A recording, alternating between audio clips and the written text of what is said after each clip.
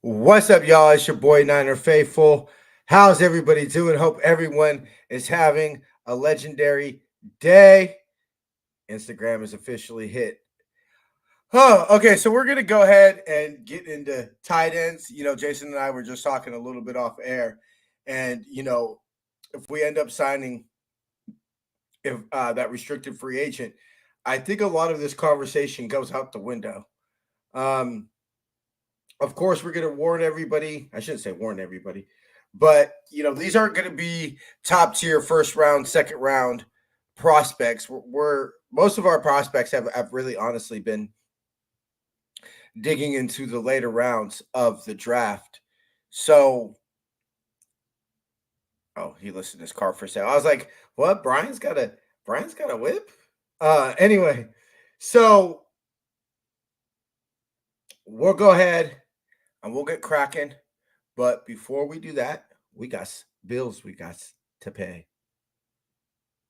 Today's episode is sponsored by Power Brand Systems. Need help getting new customers for your business? Let Power Brand Systems help you grow with their powerful tools. Visit powerbrandsystems.com/Niner Faithful Radio for more info. For the Faithful, by the Faithful, off-season sale is happening now. Save 20% on all For the Faithful, by the Faithful season 1 through 3 gear now through June 30th. Go ahead and visit NinerFaithfulRadio.com/shop to save. Follow us on social media at Niner Faithful Radio on Facebook, Instagram, Tumblr, and TikTok, and at Niner Faithful R on X. If you like our content and would like to support the show, consider leaving us a tip in our tip jar at NinerFaithfulRadio.us/tip jar.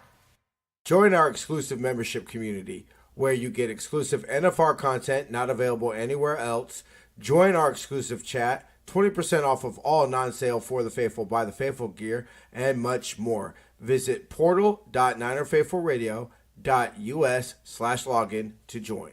Join us Friday for our NFR weekly review at 6 p.m. here on the West Coast. End your week with some drinks and laughs. Ladies and gentlemen, faithful of all ages, let's get the show cracking. Rice has just set a Super Bowl record with 12 catches. He's in motion. Montana, touchdown, John Taylor. Niner Faithful Radio, the show hosted for the faithful, by the faithful, brought to you by Power Brand Systems.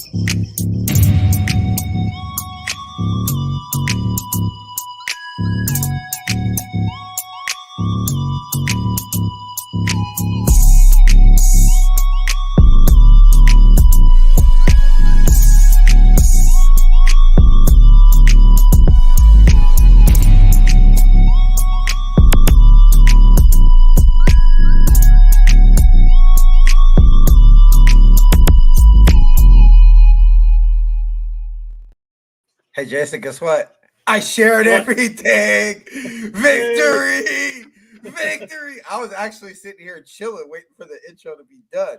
What? You need like a do-it-all button. Like just you need to be able to hit one I button really do, and just like I'm trying to the organize stream board. So if y'all can see my tabs, to the right of StreamYard, I have the Niners website open. I usually try to keep that, and every so often I refresh it just to see if anything's popped up. But let's be real. We all know that this is probably the worst place to get breaking Niner news is the website. But You will hear from about every content creator before it even gets to their website. Like, literally days later, they will post whatever is going on. Well, you know what? I will say this. I'll give them props. Could you imagine, is it the end of the world? No, but could you imagine the embarrassment if they had to delete a post that Eric Hendricks was coming to the Niners? You know what I'm saying? Like that, I actually would really fit the website, truthfully, honestly. Niners, hire one of us. Hire a fan. I really, that's the thing that frustrates me the most about this, is that. What's up, Carcast? I see everybody in the chat. What's up, y'all? Thank y'all for joining us. The thing that frustrates me the most, and actually kind of led to NFR being created, is that in the Bay Area, with all these tech companies that we have and everybody, there's not one single person that's qualified to operate, edit, whatever they need. The Niners website, there's just nobody that's a Niner fan that on the fly. That's the thing. It's like they don't do it on the fly. It's so slow. It's like I don't understand. Like maybe it's an internship issue. Like I'm just confused how there's nobody out there that they say, hey, your job, you're a Niner fan, this is your dream to work for the team, you know, all that stuff. You know, you love posting on social media, you love, you know, being a graphic designer. Run our website. We'll pay you 90 grand or whatever it goes to run websites. Shit, I just don't understand. Minimum wage and season tickets, and I'm good. Fuck, I'm telling you. You know what I'm saying? Like it's weird because like when the schedules come out and everything like that, we just kind of get this plain little video for it for the most part. And then you see a team like the Chargers. Have you seen the Chargers stuff? When their schedule stuff come out, it is a full-blown anime. Look up some of their chart. They were like, it's like watching any anime, like the intro to an anime, anything. It's just like it's all hyped up. They've got things flying all over. And they obviously put bits of different animes in there, like Attack on Titan, Bleach, Dragon Ball, all that kind of stuff in there. It's fucking legit. Then we just get here's a little slide. Doesn't really move. It's just a game. Yeah, I don't know. I don't know. So what's good, David? So hold on. I clicked on the wrong one. Damn it. What's up, David? Sorry ass man. So long. All right. What up, So let's see. We got another cover. Oh, okay. So today we don't anticipate it being a very long show. Let me go ahead and pull it up. 49ers sign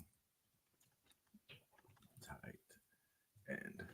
So it hasn't been official, but Brock Wright, we can officially start the 24-hour clock at this point. Tomorrow, we're either going to have tight end number 2 or we're going to look for in the draft. So if we sign tight end number 2, this episode probably becomes pretty useless. But that's my line, man. But well, that's what it is when you're the host. You know, you get to steal all the good lines. Captain, first mate. See, you know what? We're not even gonna get started today. My ego can't handle that today. So, but we do got some tight ends.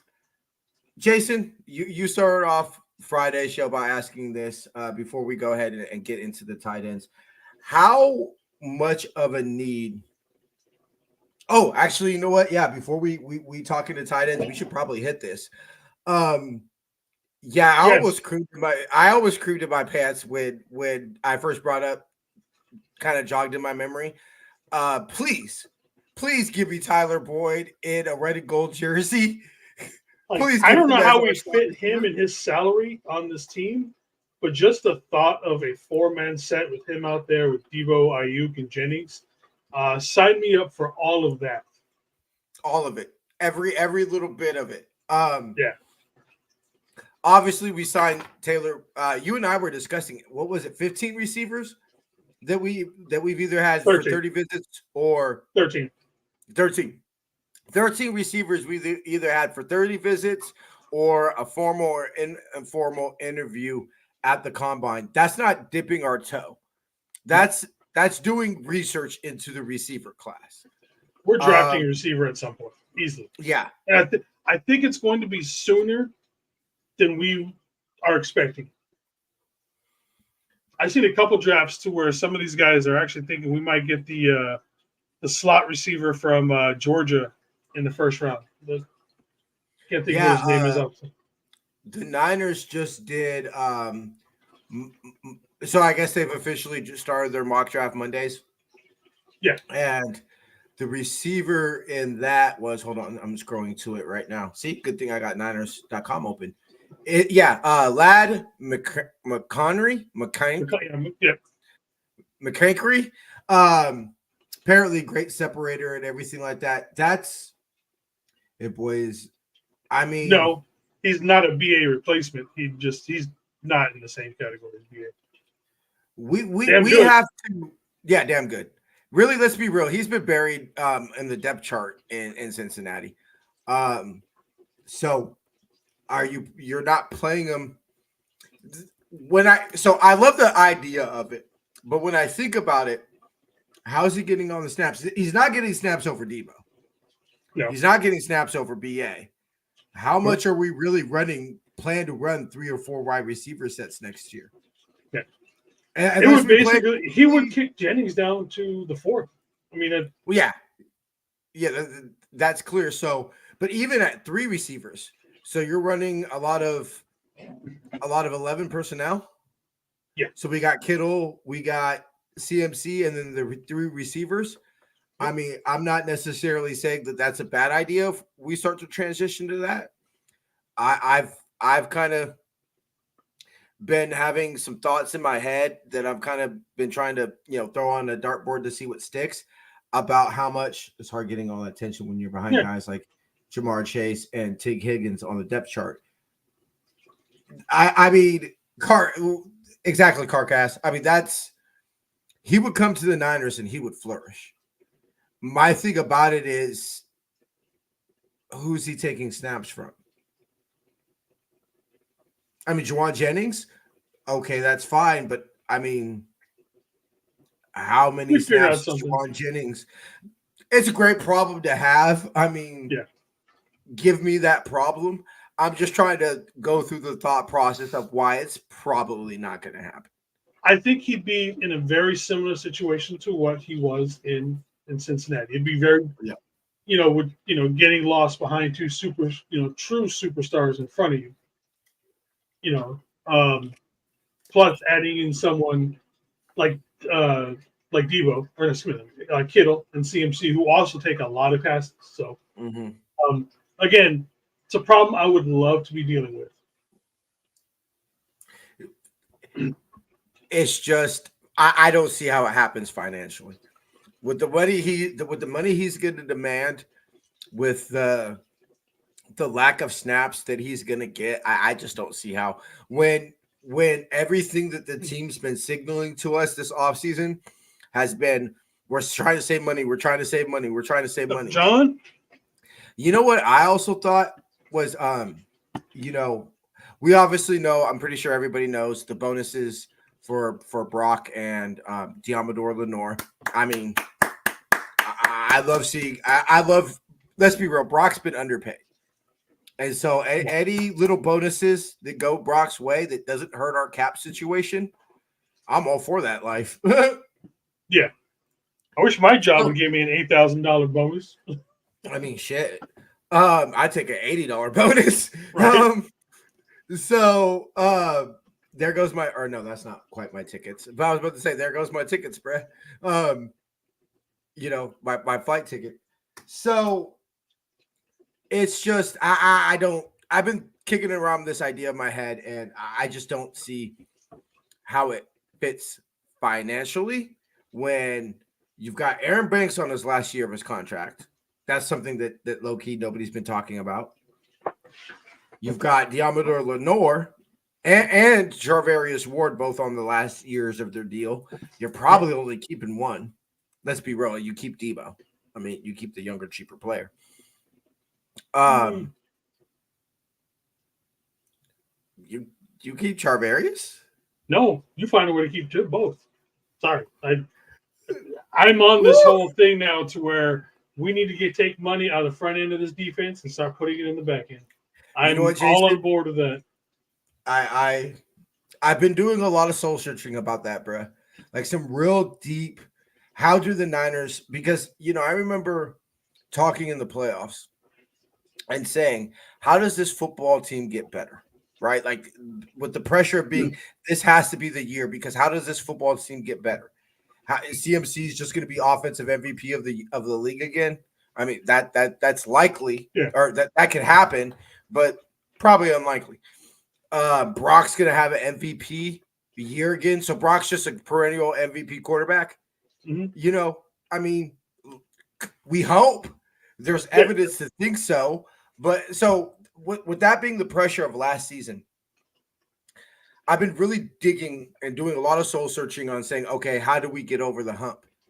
And I just can't shake the idea of the fact that 2 Super Bowls, our greatest asset on defense, has been nullified. Has been nullified. I'm not going to say non-existent because clearly they were making their presence known the first half. But let's be real. Like, we know this. We've seen the tape.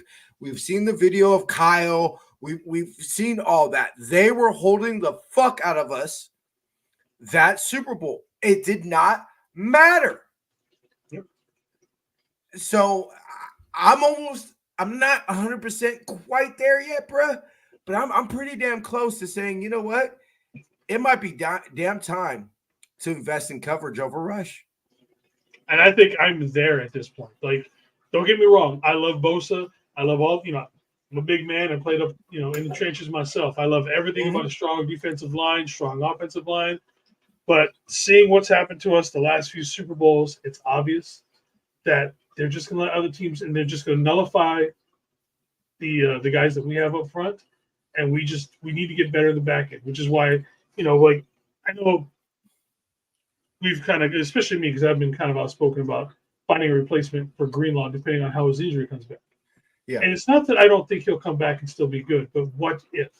This defense is not going to be the same if we don't have another linebacker out there that can cover as good as Drake. We have to find a replacement just as good if this defense is going to stay as good as it was in coverage and get better. So that's the reason why there's times where I'm thinking, even in this draft, maybe we need to look at some of those new linebackers that are there. Will the guys that we have on the team, are they good enough to be those coverage linebackers? So again, to me, it's shifting away from rush to coverage. Yeah. I think that like I said, I'm not 100% there on you, but if you told me, if you and I from the future came on the podcast as guests right now and said the Niners won the Super Bowl with the #1 coverage unit in football and maybe a top 10 defensive, pass rush unit, I would believe it. Especially since I've seen us have the best D-line in football. And we came close, in 2019. We came close, damn close. Should have won it, but didn't. I seen our D-line dominate the first half. I thought Chase Young might be Bam Bam MVP of the week. That's the type of it was either going to be him or Deommodore Lenoir. I thought Chase Young was going to win us a championship. Almost. Actually, I've been watching a little bit more clips. I haven't watched the highlights. I may never watch the full highlights, but I've been starting to watch more clips, on YouTube and stuff like that of the Super Bowl. Bosa played way better than I thought he did. Yeah, it's not because he didn't have the numbers, but it just, yeah. Anyway, so yeah, I'm almost there. All right, we're gonna go ahead. We'll go and run this ad real quick, and then I'll get into my players, and we'll talk about that. This segment is brought to you by Shop49ers.com, the official online store of the 49ers. Use our affiliate link in the description to get the latest official Niner gear, save 10%, as well as help out this show. Now, I know all you guys are buying draft hats, so use the link to go buy your draft hats and jerseys and whatever else. Please do. It will not. What up, my Uso? So it will not take you directly to the draft hat. This is the only link I can give y'all that will save y'all 10%. So if you would rather me put links to direct items, draft hats, CMC jerseys, whatever, I could do that for y'all all day, every day. But it's just not going to save y'all 10%. So I figured y'all would rather save 10%. It literally takes you to the homepage of the website. I mean, I'm pretty sure we can all navigate a website. Yeah. Find the word that says shop. Click that. Yeah. I mean, it takes you to the homepage of the shop. You literally just need to go hats. I thought, okay, yeah. Find hats. No, anyway. Find hats. And really, let's be real. They probably the first thing. Let me see. I'll pull it up right now. I bet you I'm willing to almost bet the 2 cents that are in my bank account that the first thing you see. Like you have money in your account? Mine's getting. Okay, so my bad. They don't. Okay, I was wrong. Good thing I didn't bet it. I thought I ain't gonna lie. I thought they were gonna. The first thing you were gonna see was the draft hats. Maybe even the Niners know the draft hats suck. It's true they do. These draft hats are kind of lazy. So unfortunately, I was gonna try to get one for draft day. You know, and because I want the red one. I'm pretty sure I'm gonna have to go online, and I don't see how the hat gets here by the draft. Can't you do Express? Let's find out. Let me see. Let's see. Come with us as we go shopping. So if you click on, oh wow, it's almost gone. Oh yeah, So, all the draft hats go quick. Apparently, people have been loving it. Oh, that one looks kind of sick. Let me see. Oh, they're bringing back the old school SF without the logo. Oh damn, they only literally have size 7.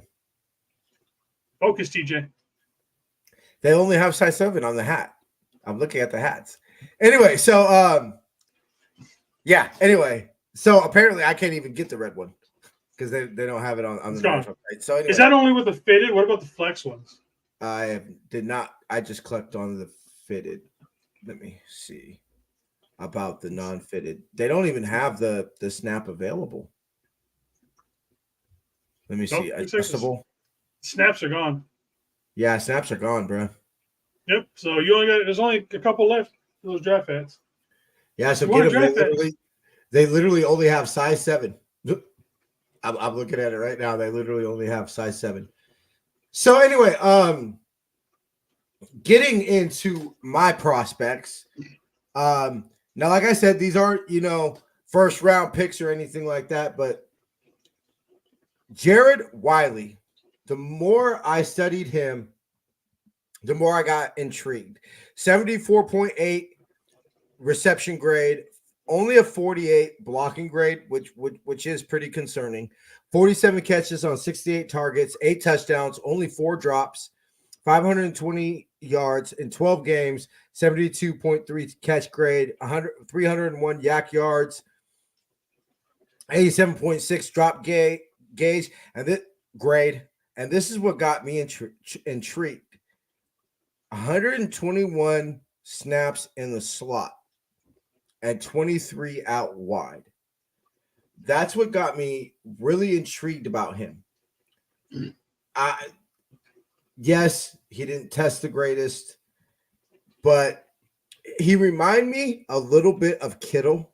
Not the same athlete or anything like that, but a really low production type of he didn't have the production, but when I watched him on the highlights and I watched a little bit of the film, I'm like, how did he not catch more balls? Like I'm just, were they not featuring him, at TCU? Like with that size, and he can move a little bit, he can get up the seam.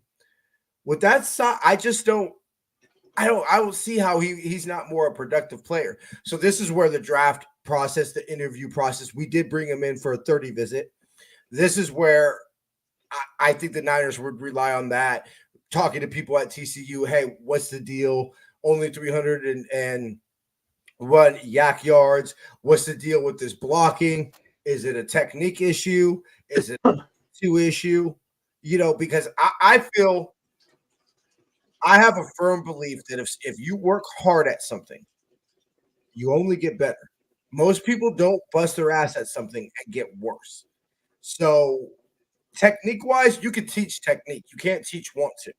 So if it's a want to issue as far as his blocking, I'm immediately removing him off the board. Sorry, no block, no rock. That's just the way it rolls since the 80s. You know what I'm saying? It's rolled, especially if you're in a Kyle run offense. Yeah, let's be real. That's been how Niners receivers and tight ends have been since, Russ Francis. Like we're talking early 80s. That's the way it's been. Second one, Dalen. I hope I'm saying that right. Hulker. I've already started to call him the Incredible Hulk. T-shirt designs haven't. I want to say Dolan be ballin'. Dolan McBallin. Hey! So 69.6 reception grade, 57.2 run block grade, 64 catches on 105 targets, 6 touchdowns, also only 4 drops, 766 yards in 12 games, 61% catch radius, 379 yak yards, 77.1 drop grade, 267 snaps in the slot. 49.2% of his snaps on offense were in the slot. You give me somebody that's 6'5". I do have the draft guide. Read about it. So Hawker was one of the older prospects in this draft. He started in his football career at BYU and transferred to Colorado State in 2023. Though smaller for the position list at 6'4", 235 pounds, he is a well-rounded athlete and has a good first step and decent build-up speed to be a consistent vertical threat, especially over the middle. Displays strong hands for making contested catches over the middle. He isn't a switched-up athlete, so his routes are very rounded, which affects his separation potential. While he potentially shows fundamental sound as a blocker, his lack of weight shows up against bigger front seven players. But right there, what did that describe a little bit to you, Jason? Does that sound like a little bit like George Kittle coming out of college? Yeah, a little bit. I can see that. You know, a little bit like – and so, interesting story. He BYU didn't get on the field, redshirted twice. The second time was to take a mission trip to, I believe it was Chile, was his mission trip at BYU. Transfers to Colorado State. The coaching staff find out that he's hopping the fence and breaking into their training facility. Him and his wife are hopping the fence to break into the training facility so the wife can load up jug machine for him and he can catch extra balls after the facility is closed. I'm sorry. I just have a hard time not drafting somebody that literally breaks into the facility to work out. So, no, it's because TJ said he catches more balls. So I said, pause. Wow. Anyway, pause. Anyway, so pausing here, man. Fucking A. So he is one. Both of them look to be day 3 picks.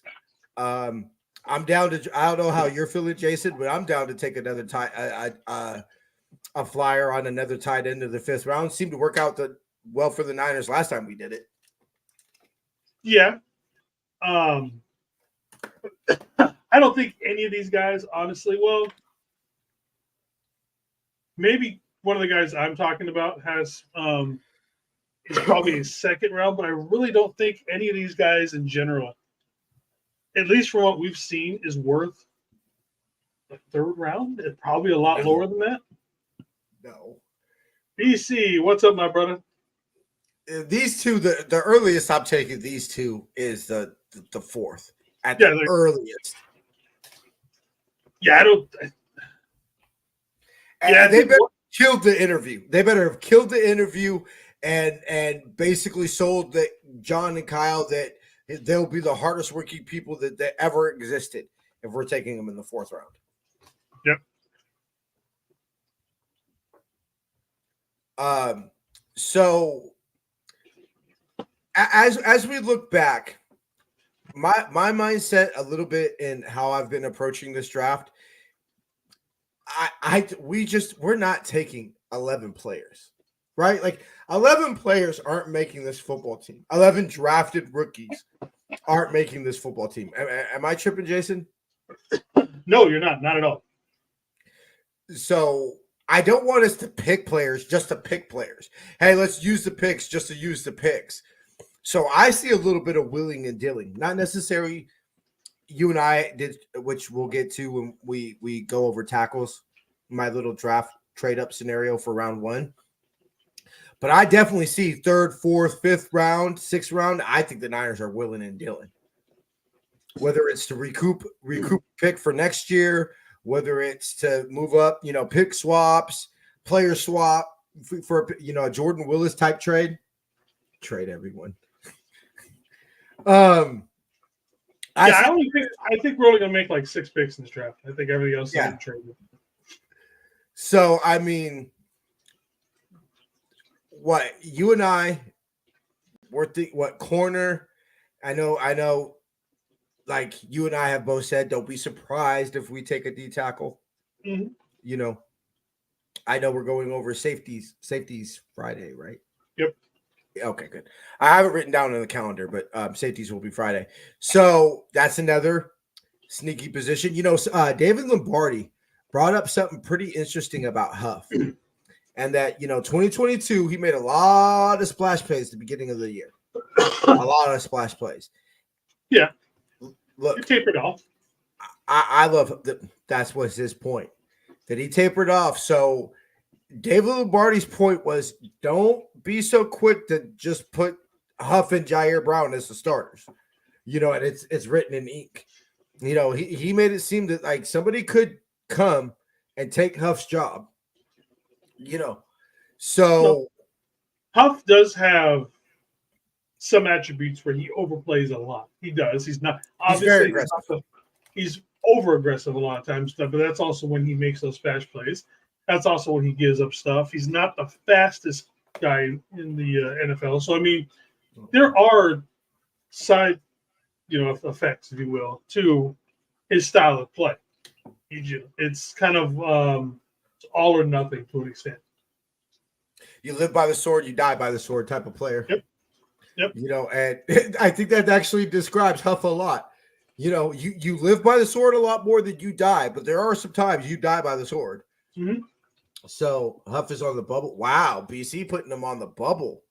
I'm not putting him on the bubble, but I wouldn't. If we keep on talking about these 3 safety sets that we dream about the Niners bringing out, and we really haven't seen them. But if we do indeed run these 3 safety sets, I'm not 100% sold that Huff is the 3rd safety. Depending on how the draft goes. The 3rd safety, or would he just be like a roaming linebacker /safety kind of position? You know what I mean? You know what David Lombardi brought up a lot is the star role. How he used Jalen Ramsey and Jalen Ramsey and Derwin James in San Diego. They've been throwing out Demo a lot for that star role and with his versatility. But I wonder if Huff doesn't have quite the speed, but that roaming linebacker /safety type of role. Yeah, I'm really excited to see the versatility that Brandon Staley brings to our secondary this year. And we're definitely going to see some mixing up of some coverages. So it's both of these tight ends when we look at I don't believe that they're an upgrade over Charlie Warner as a blocker. I think that for the most part, blocking has been somewhat of their weaknesses. But I hate to say that I think there are upgrades over Ross Dwelly. Well, that's a low bar to get over, but yes. Yeah. So when you look at me, you say if the Niners draft either of these 2 tight ends, have the Niners gotten better in the tight end position? Not tight end 1, but tight end 2, 3, and 4. Yeah. When you add Braden Willis, who I think is going to make some noise this year, I'm very, very curious to see Braden Willis coming back for year 2. Did you watch the video I sent you, the Jalen Graham video? Yeah, I'm telling you, bro. I'm super fired up. That might be my player to watch in camp. That might be my Jalen Graham might be my player to watch in camp, baby. I'm really excited to see him. Funny is that you know who we have not talked about pretty much at all with all these tight ends? Cameron Latu. Bro. So when me and media were doing our show on yesterday, my thing is, do you think we pull him like we do a third round running back and just cut him come training camp? You know, so I'm thinking that's a good. I believe that is a legit possibility, especially if Brock Wright is, you know, a 49er in about 24 hours or about 23 hours. If that is for sure. What up, my big goose? How's it, my brother? I really do think Cameron Latu is going to be, you know, a casualty. I think, you know, because we've done it with running backs and other positions before that a lot of people were high on. So why would he be anything else? I think if it wasn't his rookie year last year, they didn't spend a third round pick on him. I think he would have been cut last year. He has to have a phenomenal camp, and I mean just an amazing camp, I think, in order to get anything more than like a practice squad slot at this point. Or tight ends 2 through however many we have on the roster going into camp need to absolutely bomb. Yeah. That's the only way I see. Hey, I would love it. I would love nothing more, because over everything else, you know what that does? That extends George Kittle's career. And everybody knows I'm all about getting as much George Kittle in my life as I can. You know. The Polynesian in me says, hey, man, you go out there and do that, brother. Yeah. But I'm sorry. Us Polynesian people are not meant to play skill positions. The most skillful position we play is like linebacker and safety. We're meant to hit people. That's it. You know what? Seriously, I remember my girl. I was watching it's that show with The Rock. It's this TV show with The Rock, and they were showing him. It's called Raw and SmackDown. No. It was like his life. It's like the Young Rock or something like that. Yeah, it's of his life basically. Yeah, so I was watching a episode of it, and they were showing some clips of him at Miami. Right. And I was explaining to my girl, I was like, you know, he went to Miami when Miami was that school. You know, people don't realize he went to school with Warren Sapp, with Jeremy Shockey, I believe it was. It was Warren Sapp, Jeremy Shockey. They showed a bunch of them. Anyway, they showed some clips in them and everything. And I said, you know what always shocked me as The Rock is if you could build the best possible football player, you would make somebody who's half black, half Samoan. That's literally what you like. Let's be real. Like, if you could build the best football player, he'd be half black, half Samoan. Literally, like that. I can't think of any other combination. So that kind of always just kind of shocked me. Could not get on the field. Could not get on the field. Anyway, we're gonna go ahead and run this last ad read. We'll get into Jason's players, and then we'll go ahead and wrap it up for y'all. This segment is brought to you by SeatGiant.com. Use the promo code NinerFaithfulRadio at SeatGiant.com to save on all your theater, concert, and sporting event tickets, as well as help out this show. So, yeah, we appreciate SeatGiant. Make sure to use that promo code. Bubby and I might be going with her grandma. The Earthquakes are playing at Levi's. They're playing LAFC, and we might be going to that one. I really want to go to Via Stadium, the Earthquakes' new stadium. Anyway, I've really wanted to always go. So when we do, we'll definitely be using SeatGiant.com and that promo code Niner Faithful Radio. Jason, take it away. And you should for all of your other seating, sporting, theater, and concert tickets. All right, so let me pull up mine. All right, the first person I got is going to be probably the highest person I would think that either of us have put up here is going to be Cade Stover, Ohio State. And even then, he's probably going to be a back-end second, more than likely a third-round draft pick. Overall, he is the number 2 tight end coming into this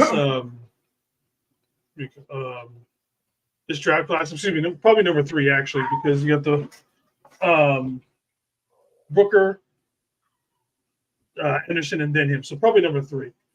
So as you can see, his stuff is like he's kind of very. I don't want to call him a basic tight end, but he doesn't really excel at anything.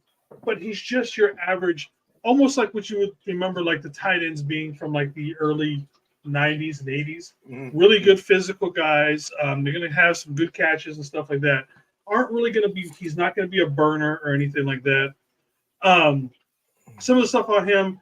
He's agile to hurdle people to get long strides. He's explosive enough to get deep and manage to get a step on linebackers.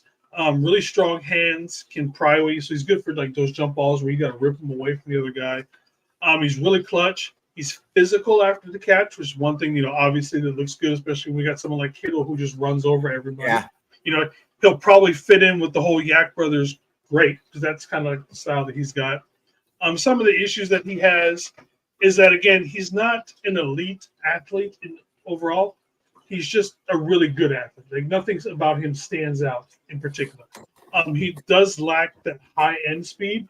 Again, he's not going to run away from you. He's going to get enough space between you and him to get open, make that catch, and hopefully run over a couple of guys. But, again, he's not going to burn you or anything like that.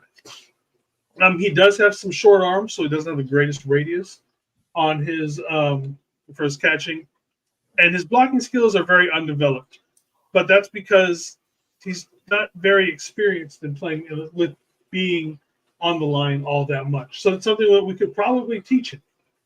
But he just doesn't have that with, lining up in that 3-point stance and all that kind of stuff. So he is the first one that I've got going out there. Like I said, he's probably at the very most a back end 2, but more than likely going to be the middle of the late 3rd round draft pick. And then sorry, go ahead.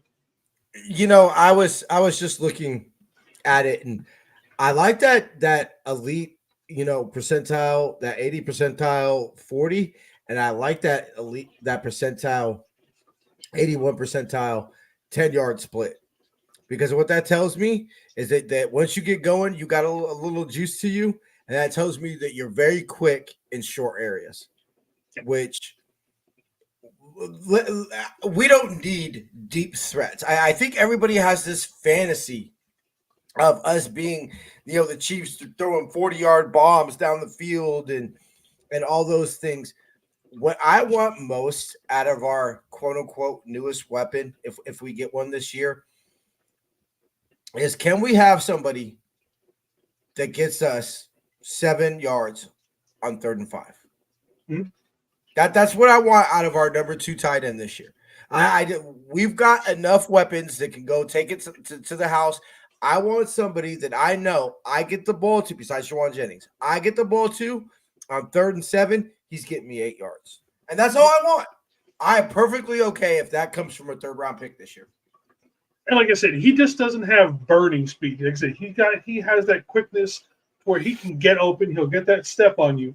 Just don't expect him to just start running and just, people would start dragging behind him or anything. But, like I said, if you can get that, 3 or 4 yard hitch and then just run over everybody for the rest of that to get the first down, that's all we need out of him. That's the perfect tight end.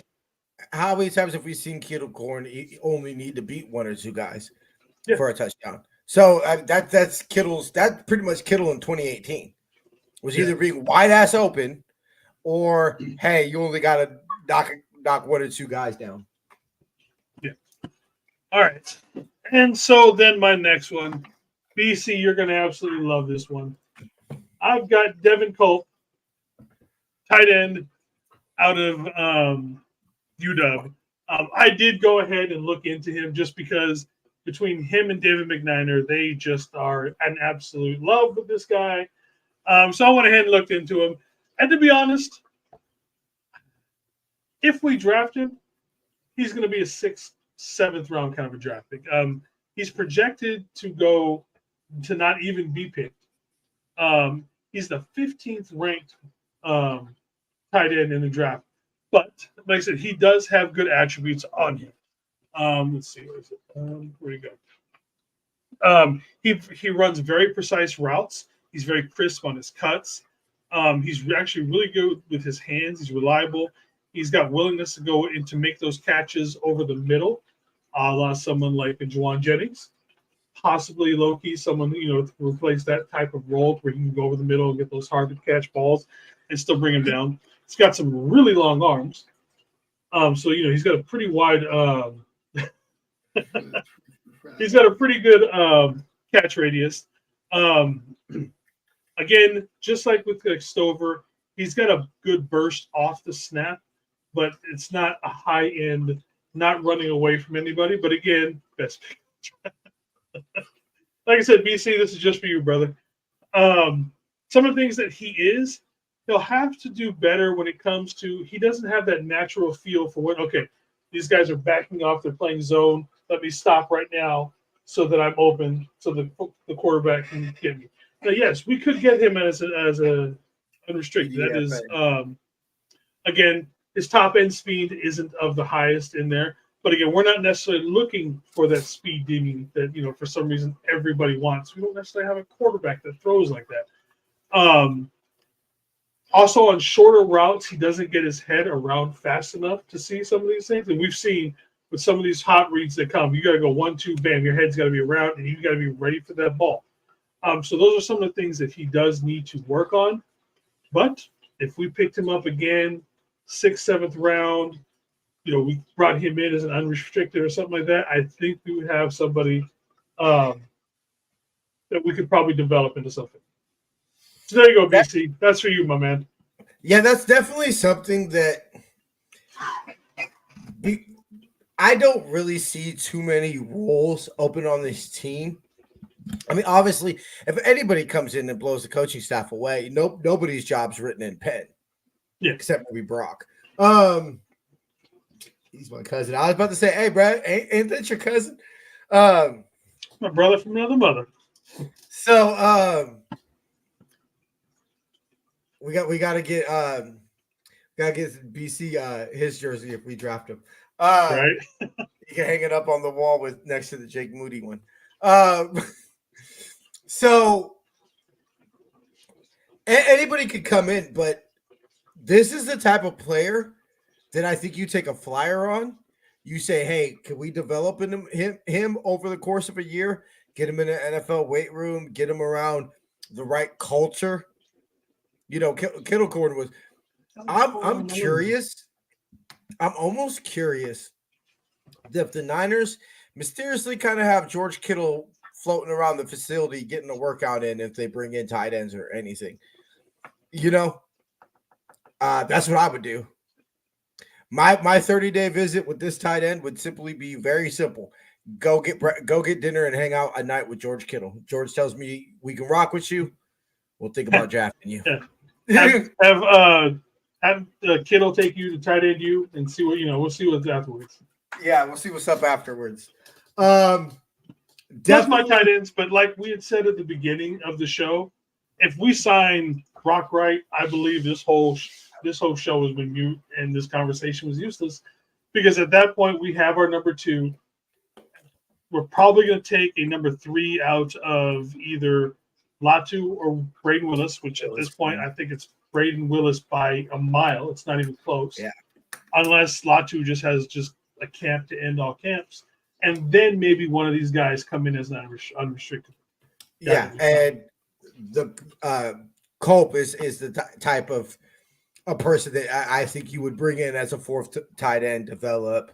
We'll probably sign some type of fucking unrestricted free agent. All right, final thoughts, Jason?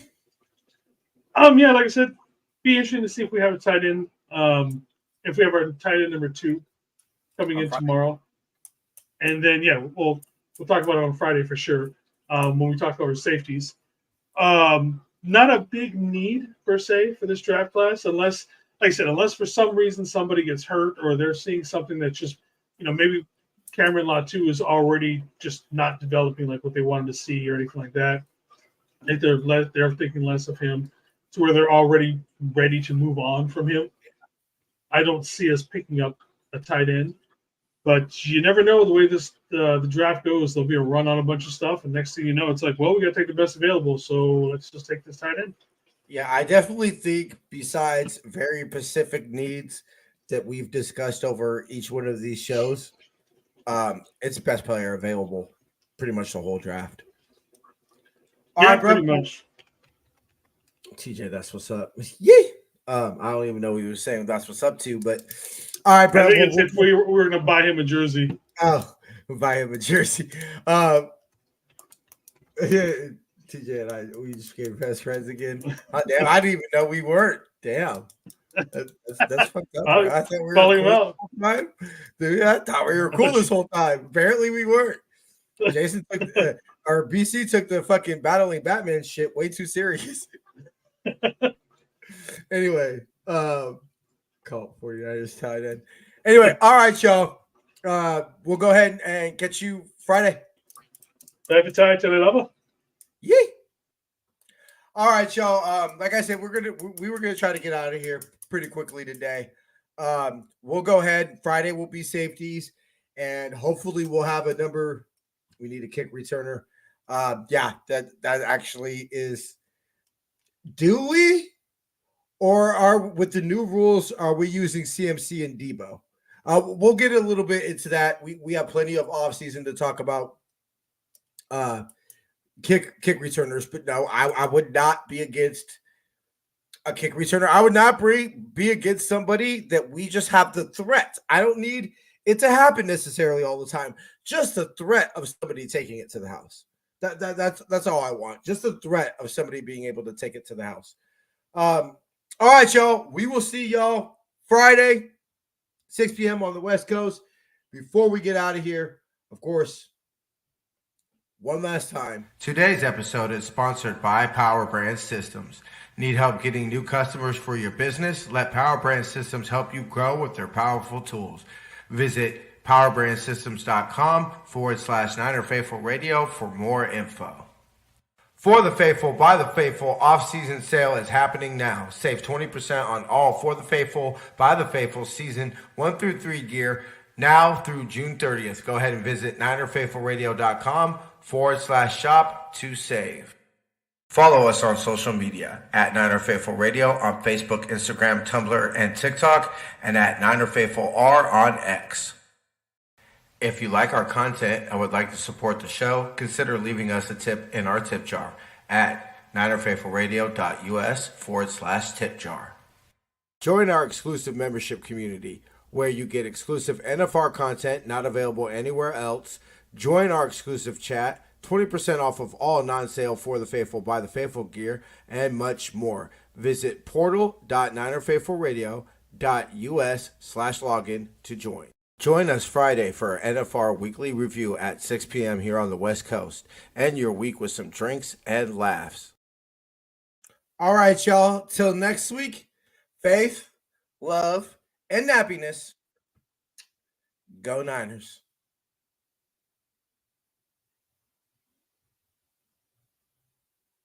Rice has just set a Super Bowl record with 12 catches. He's in motion.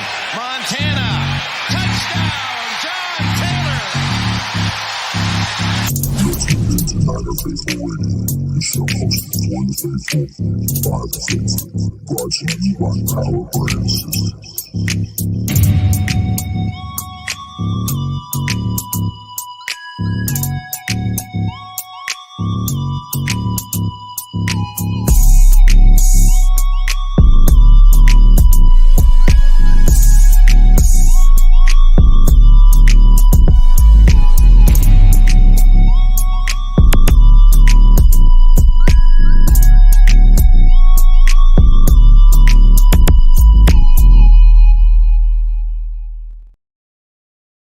See ya.